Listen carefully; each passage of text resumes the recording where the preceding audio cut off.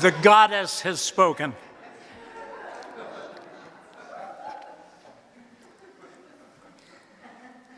Last month, the clever programmers at Turner Classic Movies chose to screen the movie Gaslight at the same time that the news networks were carrying the State of the Union address from Washington. It was a masterclass in trolling, subtle but obvious, not unlike how Queen Elizabeth, bless her memory, used to express her private feelings by the jewelry she chose to wear at certain events, such as the time she wore a gift from the Obamas when she was obliged to entertain Donald Trump. What could say, "Help, I'm trapped," more loudly than that? For those of you who may be unfamiliar with Gaslight, it was a 1944 movie starring Charles Boyer and Ingrid Bergman, along with Angela Lansbury, about a young woman, Paula, not our Paula, another Paula, played by Bergman, whose husband, Gregory, endeavors to drive her insane by slowly manipulating her into believing she is insane in order to distract her from his own criminality. A tale as old as time, as they sing. At strategic points in the film, Paula notices the gaslights dimming inexplicably, hence the name. Like many Hollywood productions, Gaslight is based on an earlier British movie, which in turn was based on a London stage play. It won 2 Academy Awards out of 7 nominations, and ironically enough, during the first Trump administration, it was selected for preservation by the Library of Congress in the National Film Registry for being culturally and historically significant. Well, it became so in 2016. The primary reason for its significance, beyond chilling its viewers to the bone, is that it's the source of the expression gaslighting, which has become one of the essential words in recent years, long after the film first appeared on the silver screen. Gaslighting is defined by Merriam-Webster, which named it its word of the year in 2022, as the psychological manipulation of a person, usually over an extended period of time, that causes the victim to question the validity of their own thoughts, perception of reality, or memories. And it typically leads to confusion, loss of confidence and self-esteem, uncertainty of one's emotional or mental stability, and a dependency on the perpetrator. That's gaslighting in a nutshell. And we've all experienced it, some more than others. The term might never have been so commonly used if it had continued to refer primarily to the psychological manipulation of individuals in domestic relationships. But during the last decade, its use has been extended to describe the psychological manipulation of large numbers of people by politicians and the media, a phenomenon that runs deeper and extends further than simple propaganda. Today, we speak of gaslighting all the time in this post-truth age of alternative facts. What we used to quaintly call public relations and messaging evolved into spin and has long since descended into gaslighting. Gaslighting as a phenomenon was around long before we had a word to describe it, long before we had the fields of psychology and psychiatry. It may be older than human language itself, deeply grounded in the ways in which human beings have influenced and manipulated one another. A curious case of gaslighting occurred in the case of Elizabeth Packard, who was legally kidnapped and imprisoned for 3 years in the 1860s. Imprisoned in an insane asylum by her own husband, Theophilus, who was a Calvinist minister of the most severe sort. I might have said awfulus, but that would have rhymed unnecessarily. When her views on religion and child-rearing put her at odds with her husband, he committed her to an asylum with the aid of influential friends. It was within the power of a husband to do so in the state of Illinois in 1860. Such was the dominion given to men over their wives in that period. Anyone else would have received a hearing to determine whether or not they were of sound mind. But in the middle of the 19th century, a husband's word alone was sufficient to institutionalize his wife. And long before the call to believe women was even an idea in anyone's mind, Elizabeth's protests were in vain. In the asylum, instead of seeking to treat her alleged insanity, the staff seemed more intent on convincing her she was insane. And in a classic injustice that appears when people are accused of denialism, a concept we should employ more sparingly than we do, Elizabeth's denial that she was insane was itself taken as evidence of her insanity. The louder she protested, the crazier she was seen to be. So circular was the reasoning. Although it was her religious views that were presented as evidence of insanity, the immediate cause of her institutionalization was Elizabeth's refusal to sign a deed to dispose of some real estate without receiving consideration to compensate her for her lost property. Follow the money. Always follow the money. This is why I consider her case to be one of gaslighting. Her religious views were employed as a justification to commit her to an asylum, where her resentment of her husband was then added as further evidence of her insanity. But its proximate cause was her refusal to allow her husband to ignore what she considered to be the right to her own property. However, he told her and her father that he was committing her so that her reputation for being an insane person might destroy the influence of her religious opinions, and presumably free him to liquidate the family assets. After 3 years, in 1863, she was released from the asylum, having been declared incurable, perhaps because she wasn't actually ill.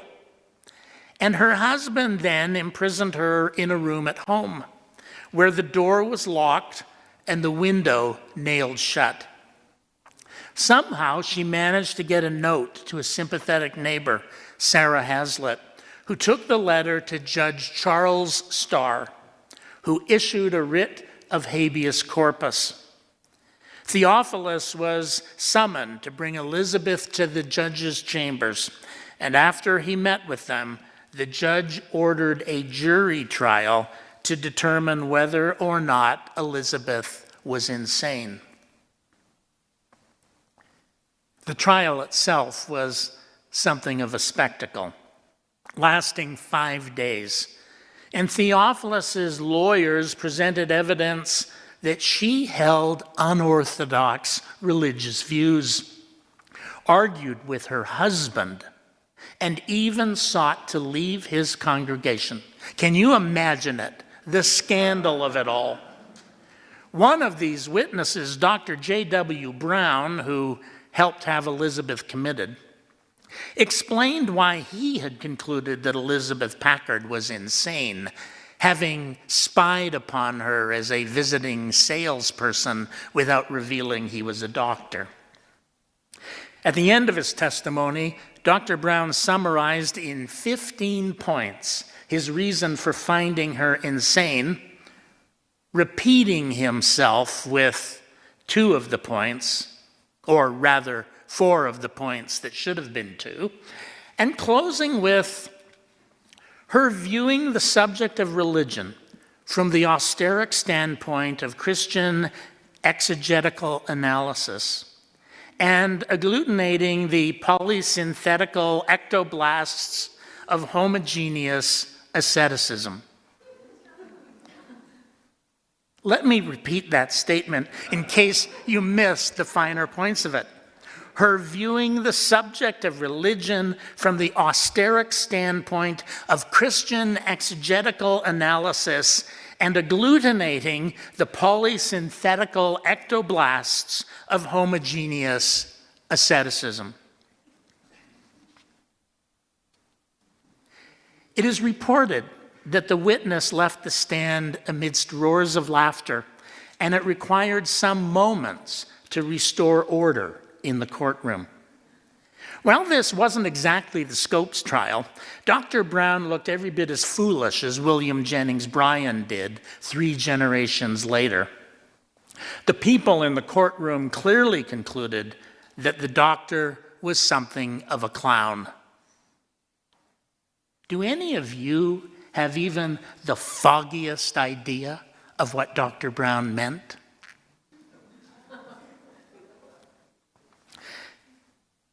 Let me assure you that I have not begun speaking in tongues by quoting him. And I was as confused as all of you.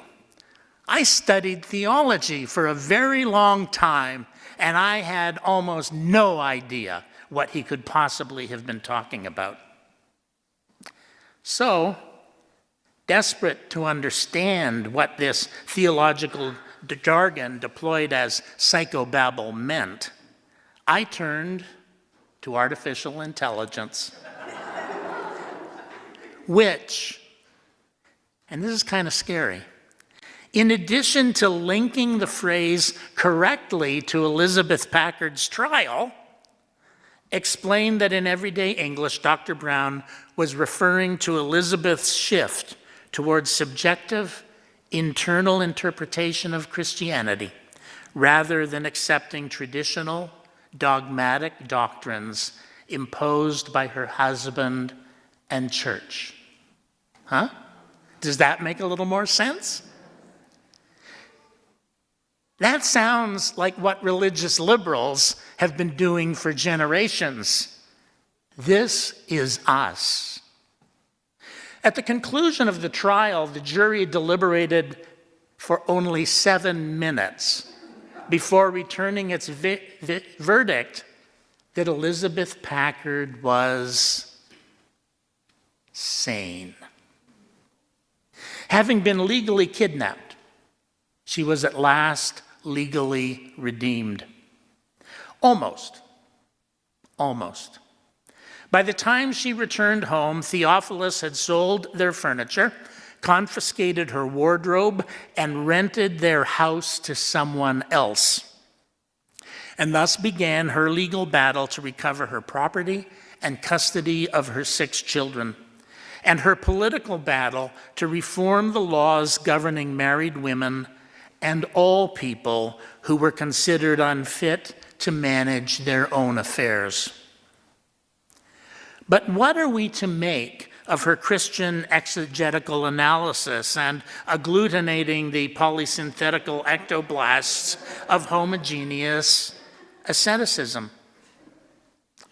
Why did Theophilus, a man who moved his family from Massachusetts to Illinois with the express desire of escaping the liberalizing currents that were gaining ascendancy in New England, that is Unitarianism, why did he find her religious views so threatening?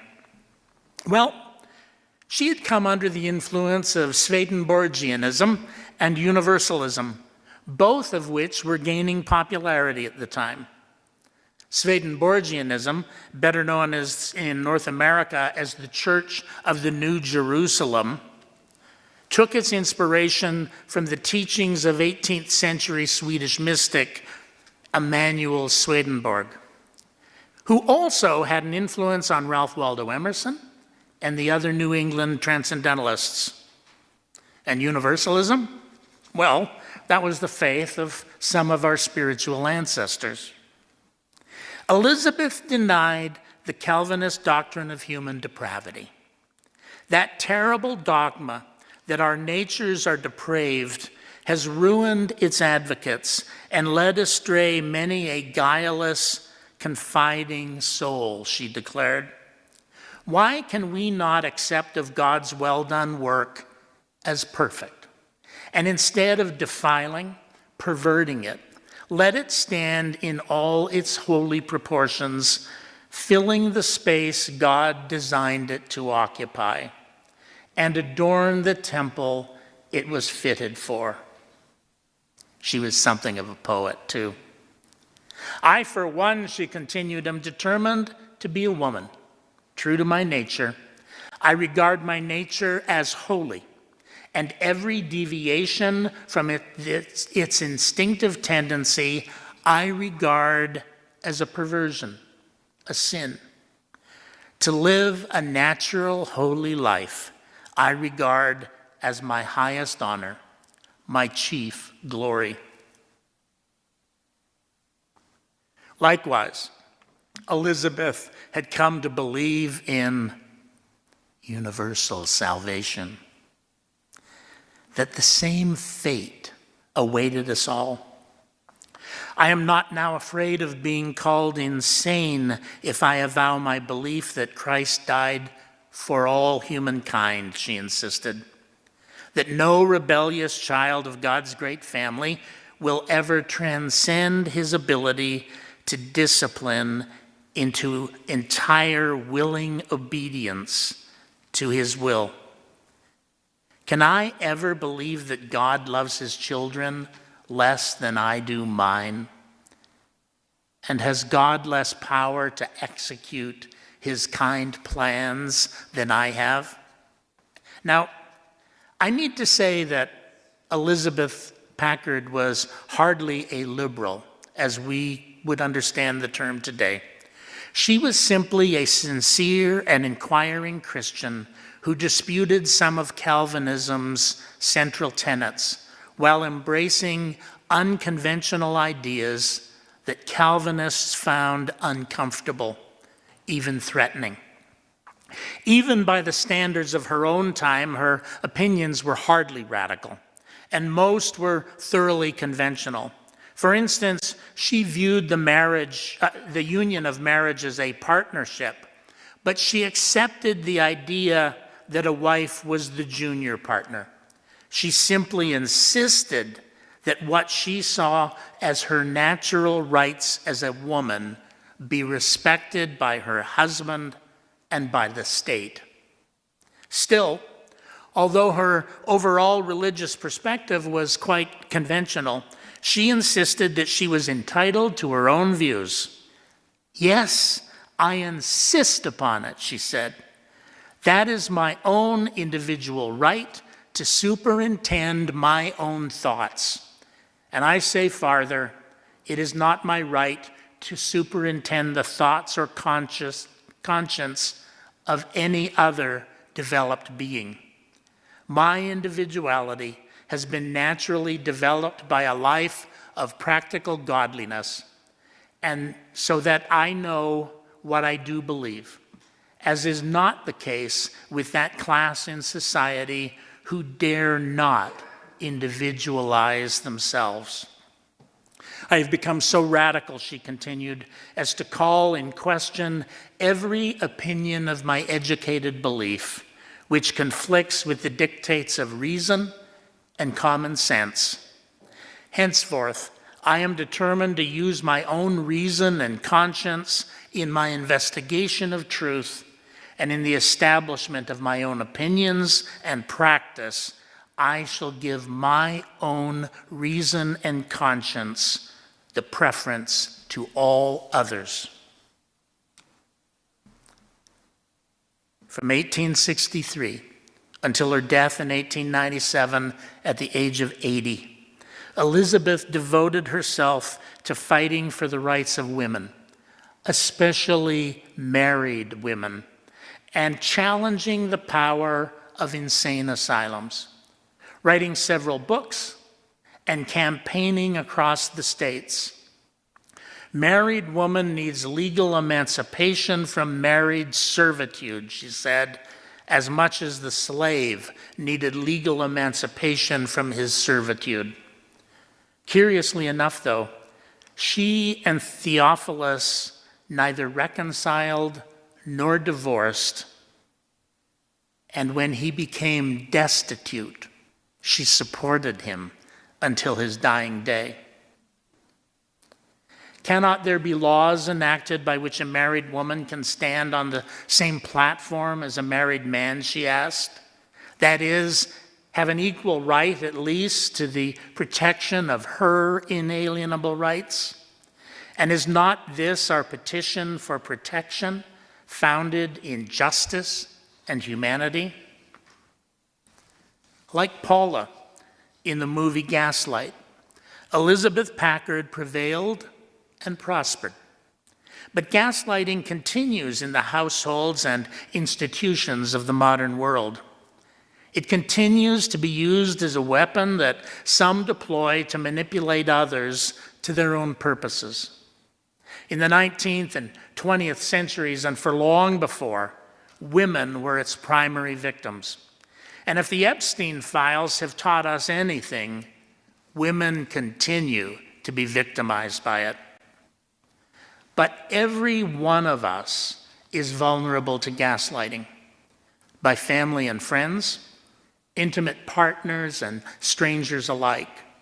And it can happen anywhere, in our homes or online, in politics or in the media. Whenever someone tries to convince us we are crazy because of our political or religious views, because of who we love or rebuff, because of what we do or avoid, we are vulnerable to gaslighting. We need to remain vigilant, and when it happens, like Elizabeth Packard, remain resolute and determined, confident in our own ability to discern what is true, using our own reason and conscience, and then acting upon what is good. So let us go forward today and always in pursuit of our unique, austeric standpoint of exegetical analysis and agglutinating the polysynthetical ectoblasts of homogeneous asceticism. Please join in our closing hymn, number 1026, If Every Woman in the World.